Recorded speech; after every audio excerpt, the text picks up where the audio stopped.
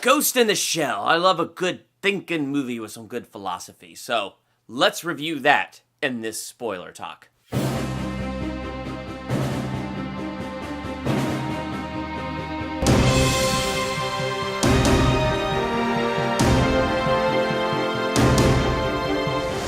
Welcome to Durbania. I'm Durbin, and this is my spoiler talk for Ghost in the Shell. If you don't want to do a spoiler talk and you want a spoiler-free review, I have that available as well, so you can click the link and you can check out the spoiler-free review for that. But right now, we're going to dive into some spoilers, probably not all, but some. And really what I kind of want to put my focus on is what I found most interesting about this movie, and it was the philosophy. Now, I was going to have my wife come in and do the spoiler talk with me, but she fell asleep in the movie. So, what that should tell you right there is this movie is definitely not for everyone, and it truly does get slow as you get into the middle of this movie. I didn't really think that was that bad. I was kind of invested in the story, and like I said in my spoiler-free, I think what really helped me personally be invested in it was having seen the anime movie Ghost in the Shell from 1995. Like, it gave me expectations, it gave me things to be looking for in terms of plot points, in terms of scenes, in terms of how things should look. So my mind was kind of a bit more engaged because I was thinking about that anime and I was kind of holding it up to this. And so, I thought this held up really well. And there were things I liked in this better, and I'm going to get into that in just a little bit. But then you have my wife who just, conked right out. And I knew that because she was doing that heavy sleep breathing, and I had to wake her up before she snored or something, because that would have been bad. So the plot of this movie is they are taking biological brains and putting them in cybernetic bodies as an experiment. As, this could be the next evolution of mankind, the best of both worlds. Cybernetic machine and the invulnerability and all the good things that come with that, with the biological brain. In other words, the actual soul of a person being put in there. And it's interesting because it seems like the scientists in this movie were kind of defining the Ghost in the Shell as the biological brain. Because, that's the thoughts, that's the, the computer that's in this shell that has us thinking and feeling and doing this or doing that, whatever. So I felt like, in a way, that's kind of what some of those scientists were thinking, but most of them were kind of cold. You had the one lady whose name I totally forget, who really liked Scarlett Johansson, or Major, that's her name in the movie, and really liked Major, was really happy the experiment worked, and connected with her on a personal level, and in the end sacrificed herself for her. So, that's different. She's different. She kind of recognized there was a soul there. But then you have those other cold people that are like, no, it's a weapon.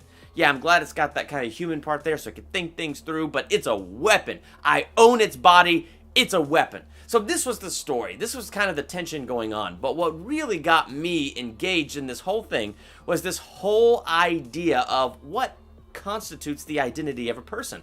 Like, what is really the ghost in the shell? So Scarlett Johansson has no memories of her life before. Just a few vague memories of, drowning, the boat she was on being sunk because terrorists attacked it, so her parents died on the boat, and technically her body couldn't be saved, so they took her brain out and put her brain into the cybernetic body, and she was the only one where that was successful, where the brain didn't completely reject it, and so they give her this medicine so that her, brain won't reject the cybernetic body, and boom, we have it. We have the first successful Sector 9 cybernetic weapon.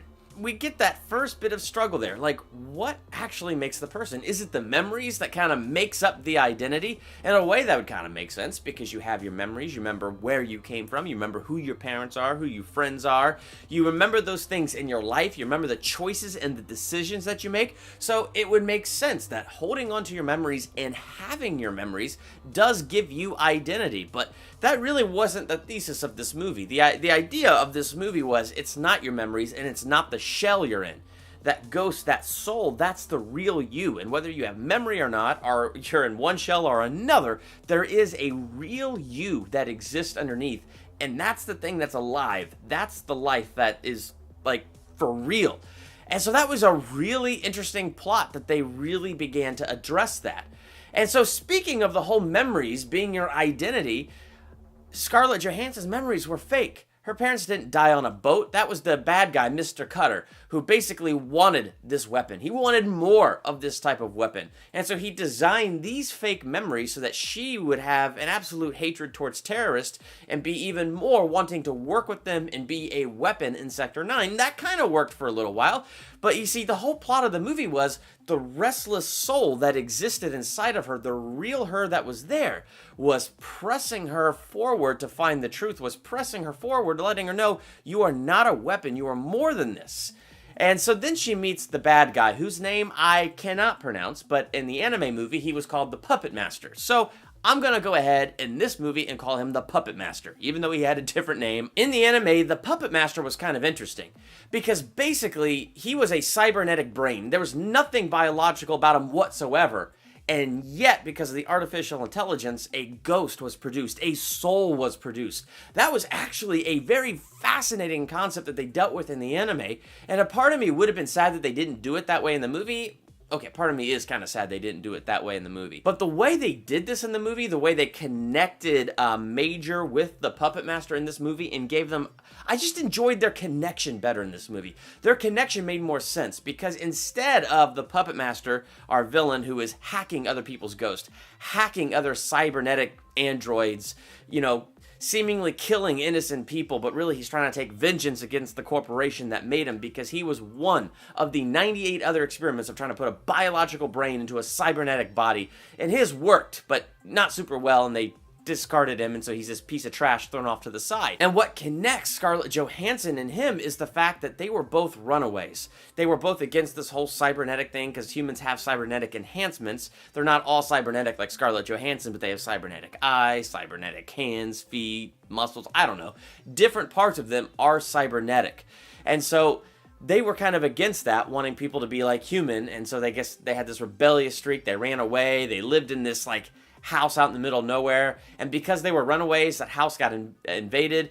Their bodies were killed and cremated, and their minds were put in cybernetic things, and basically it was just Major and it was just Puppet Master who survived these experiments.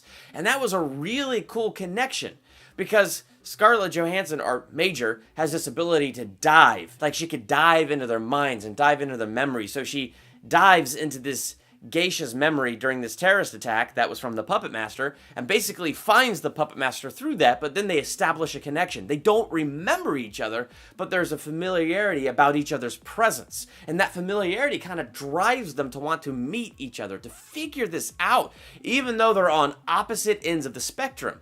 And in the anime, the goal of the Puppet Master, he, for whatever reason, latched on to Major and wanted their consciousness to meld together so their separate identities would die, but a new type of life would evolve. A brand new next level life would be born. And that was kind of what drove the Puppet Master. And this, it was kind of similar. The Puppet Master had a network, and he was going to upload his ghost into the network so that even though he's not in a shell, he's still alive. But this time, it was not about him sacrificing his individual identity to go to the next level of living.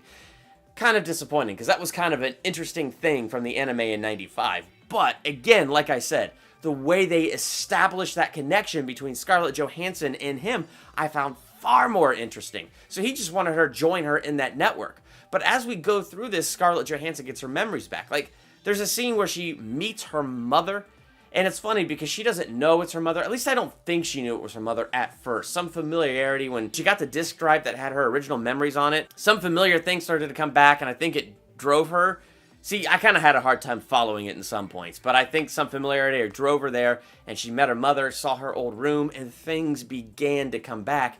And the mother recognized her daughter in the eyes, recognized her ghost. She was in a different shell, but could recognize her daughter's presence. And that was kind of shocking to Scarlett Johansson. So this begins to bring memories back. And then the same thing with the Puppet Master. Like, slowly he begins to remember things as he's with Scarlett Johansson. And they go to that place where they lived as runaways at the end of the movie. And memories begin to come back. So that, to me, was by far the most fascinating plot point. So if I was going to review this as a spoiler talk, my review is, I thought the philosophy was excellent because I thought the philosophy was right on, saying we're more than these shells, we're more than our memories. There is that soul, there is that real us, that thing that is actually life that exists in there, that is our personality, our mind, our emotions. And what this movie was saying is that part is alive. So while they try to put them in a different shell, while they try to erase and manipulate their memories, the ghost was alive. The ghost was the same person, because that is the real person before all this other manipulation. And so even though it changed the journey, it didn't change the soul. It didn't change that person, who that person really was underneath. And it was that truth that kept driving them. And so I thought, wow, that's deep. That is such an interesting plot. So that's kind of my spoiler talk with this. If I was going to spoil it and get down into it, there's things I liked about the anime in 1995 that were better than some of the choices they made in this. But even then, I think some of the relationship choices they made in this, connecting Major with the Puppet Master and gathering the empathy for the Puppet Master, that he's not the real bad guy, but Mr. Cutter, and what he wants to do with Sector 9 and make these weapons, that's the real bad guy. He's the one that's really soulless, if you will, because he's trying to manipulate all these other souls and make them into his image. So like all of that to me was just, I thought that was really interesting, the way they established those relationships. And again, like I said, I thought it was fun and I had an enjoyable experience, but I gave this movie a B simply because as much as I enjoyed all of that, I don't feel like I need to rush out and see it again, and I won't be in a hurry to get it on Blu-ray. But nonetheless, I enjoyed the film, I enjoyed the story, I enjoyed the philosophy, and my wife fell asleep. So that's my thoughts on that. What did you think? Let me know in the comments while you're there. Hit that subscribe button, become a Durbanian. Next to the subscribe button is that bell. Click that bell, that way you're notified the moment I drop a new video, and make sure to check out the other awesome videos I got here on this channel. I'm Durbin, thank you for checking out Durbania.